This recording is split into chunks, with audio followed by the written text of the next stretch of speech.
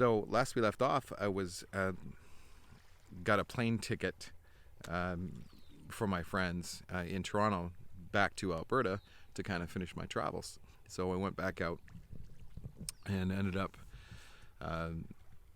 landing in Red Deer, Alberta, which is where I'd spent a bit of time, and I was kind of familiar with the place. And my friend, my country singer friend Don Tuttle, picked me up, went and played some gigs here and there, just kind of played for some people, and then he ended up having to move back to Ontario, so I stayed. I chose to stay, and I stayed in a tent trailer for 3 weeks, and then I eventually got into a house with about 7 or 8 roommates, just renting a room, and worked in the service industry, which I'd done for a long time already in the background, always having music in the far background, wanting to do that full time someday. So I worked at a fine dining restaurant. That was the first time I had a teaching job in Red Deer, and also that was the first time I started doing solo shows and solo gigs in Red Deer. It's a place called the Olive, I think it was called. Anyway, playing covers and getting good at singing on my own, and started getting paying gigs. At least in Alberta. I was doing that in Toronto, but this on my own was a huge step, having the confidence to start performing my own shows.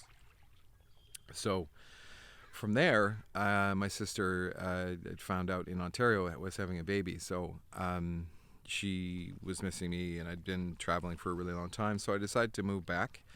I moved back with a friend of mine back in Guelph, Ontario, and so we shared a house and ended up getting multiple roommates, and I got myself a server job back there too, which ended up turning into a general manager job at a restaurant. Long story short, although this is part of my story, I through that job as a GM realized that I didn't want to do that anymore. I mean, serving tables is one thing, and bartending, which I did a lot of, but being a GM, the stress in that environment was just too much for me. I didn't have a great owner. The kitchen manager was awful. I hired a lot of the front of the house staff, but can only do so much. So I ended up giving my 2 weeks, and that was it. That was a transition for me, going from relying on service industry to being able to go to music full time and following my dreams and following my passion. So it took about 6 months. I got myself a phone line at home, and I started booking myself gigs until I was full time. And I did that with myself and a couple of other duos at the time, and I was super thankful that I spent that time doing that, and certainly some sacrifices during that time and late rent payments and that kind of thing to make that happen. But I just went for it, and it's the best thing that I ever did.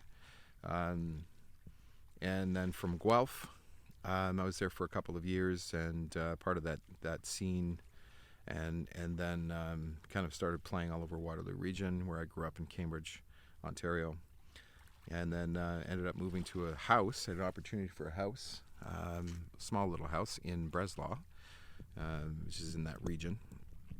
And so during that time, I ended up starting a music school. I started off on my own, teaching, because I had my own house. I had enough room to be able to do that, and started advertising. I think I did it through Groupon. And so I ended up having I had about 80 students at the time, and about 5 teachers working for me at its peak. Anyway, I definitely made some mistakes there. Things started dropping off after a number of years. I was there from 2009 to about 2015. And then during that time, recorded my first album in 2011 called It's Never Too Late. And over the last 10 years prior to that is when that's how long it took me to write all those songs. But I ended up having 13 songs on that album, and it ended up being I had a great investor that helped me to fund that, to be able to get that project finished. And I got to the point living in Breslau on my own at that house where I was drinking a lot, and it was starting to get in the way, and I ran into some trouble, which we'll talk about in the next video. Thanks for tuning in, guys. Appreciate it, you listening and supporting my story, and I hope this helps others out there on their music journey. This is my way to pay it forward. Please like, subscribe, to the channel and share the video if you're having a good time watching me talk about my life.